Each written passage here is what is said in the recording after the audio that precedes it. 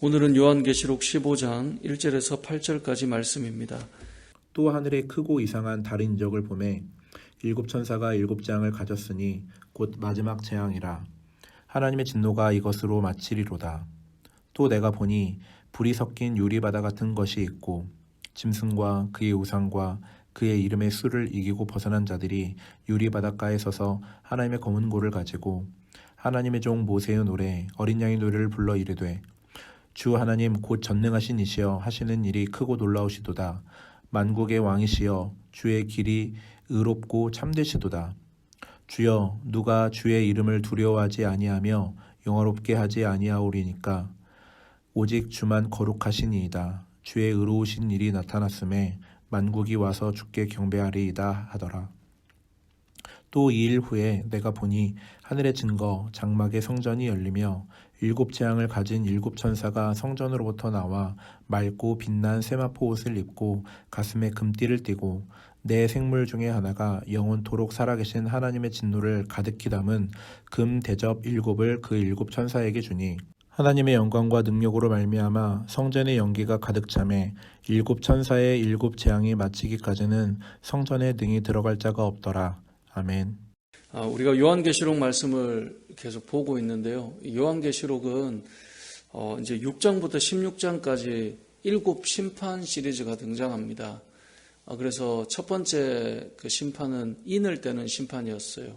그죠? 일곱 천사가 일곱 인을 하나씩 이제 떼는 이야기였고, 두 번째가 일곱 나팔을 부는 심판이었고요. 또 이제 세 번째 오늘부터 볼 내용이 일곱 대접을 이제 일곱 천사가 하나씩 이렇게 부으며 심판이 임하는 내용이 6장에서 16장까지 나옵니다.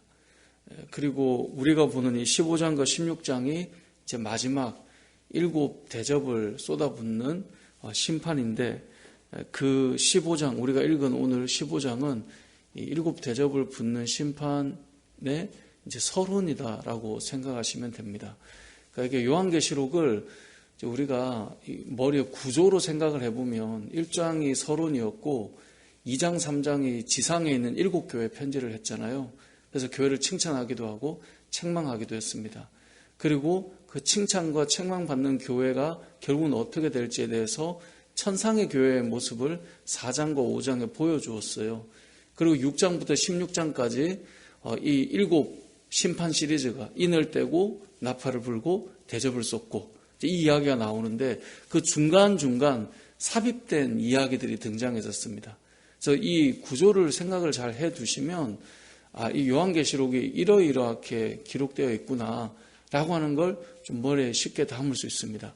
그리고 나서 이제 17장으로 들어가면 이제 마지막에 이 마무리가 어떻게 되는지를 보게 되는데요. 오늘 본문에 이제 15장은 아까 말씀드린 것처럼 일곱 대접 심판, 마지막 심판이에요. 그것에 이제 서론이 등장하는데요. 1절에 보면 또 하늘에 크고 이상한 다른 이적을 보매 일곱 천사가 일곱 재앙을 가졌으니 곧 무슨 재앙이요? 마지막 재앙이라. 이게 마지막일 거라는 거죠.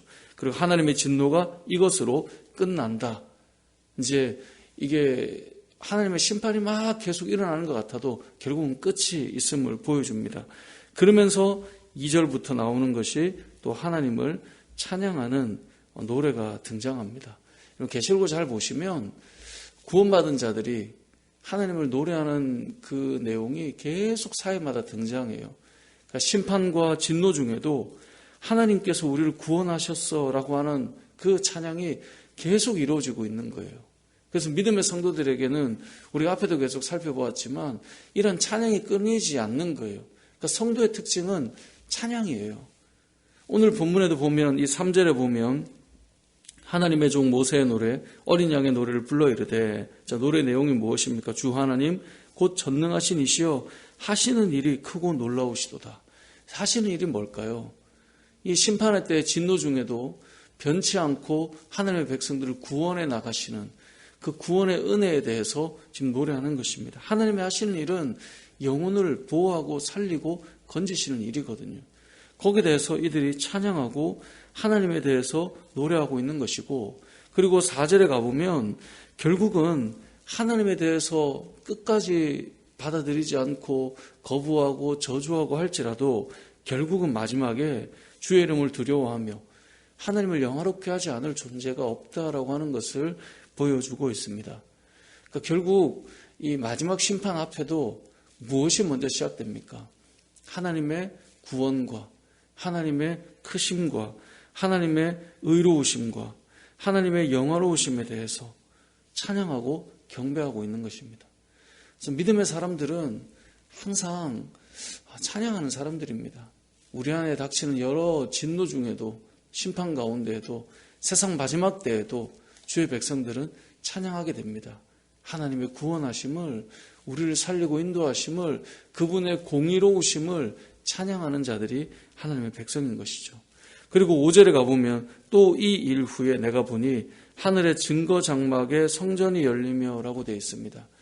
우리가 이제 이단들 중에 이 증거 장막, 장막 성전이라고 하는 그 이단이 출발해서 그들로부터 뭐 유재열도 나오고 그리고 또 뭐 지금 이제 신천지 이만희도 나오고 하는 것이 이제 증거 장막이라고 하는 장막 성전에서 또 말씀을 받았고 뭐 이런 이야기들이 있거든요.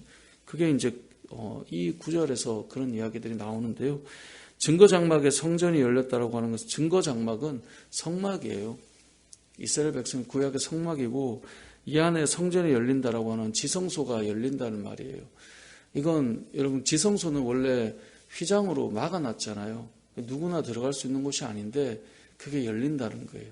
그 말은 그리스도께서 밝히 드러내시고 보여주시는 그 시간이 찾아온다. 모든 사람 앞에 이 복음과 구원의 역사, 하나님의 그 놀라운 은혜 이런 것들이 휘장으로 가르쳐 있던 것들이 쫙 열리게 돼서 결국 그 핵심은 예수 그리스도죠.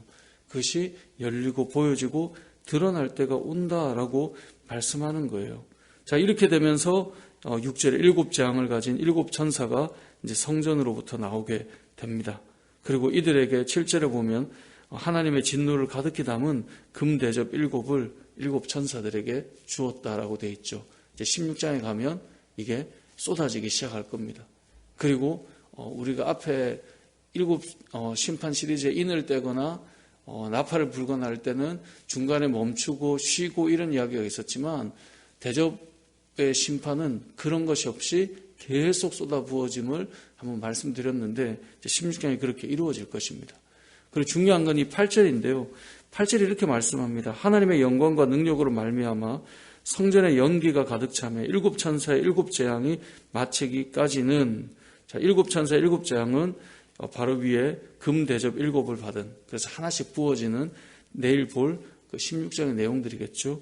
그것이 마치기까지는 성전에 능히 들어갈 자가 어떻게 되어 있습니까? 있어요? 없어요? 없다라고 되어 있어요.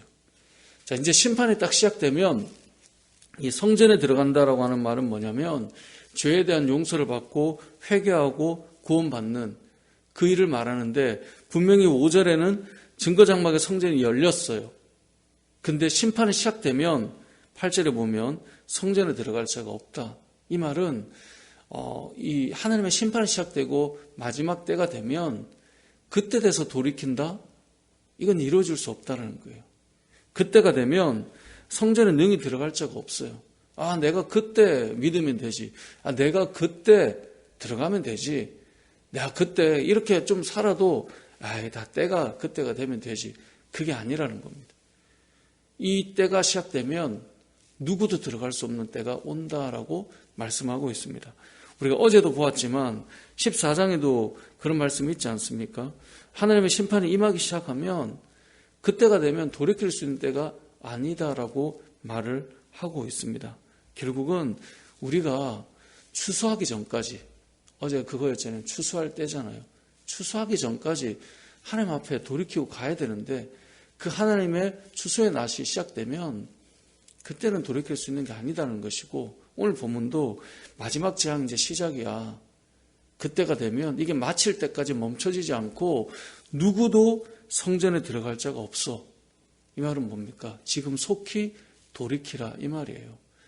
그래서 우리가 늘 믿음의 삶을 살아갈 때 전도자는 두 가지 마음을 가지고 있는 거예요.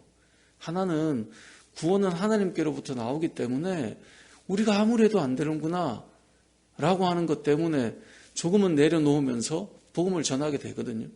그러면서도 우리의 마음에 또 한 가지 가지고 있는 것은 하지만 때가 있다라고 하는 사실을 알기 때문에 우리가 이 두 마음이 같이 있는 거예요. 마음이 급한 것도 있고 그래도 하나님께 맡기는 것도 있고. 근데 어느 한쪽도 내려놔지지 않는 거죠. 그래서 우리의 마음에 맡긴다고 하지만 이때가 와버리면 이 우리가 할 수 있는 일이 아니거든요.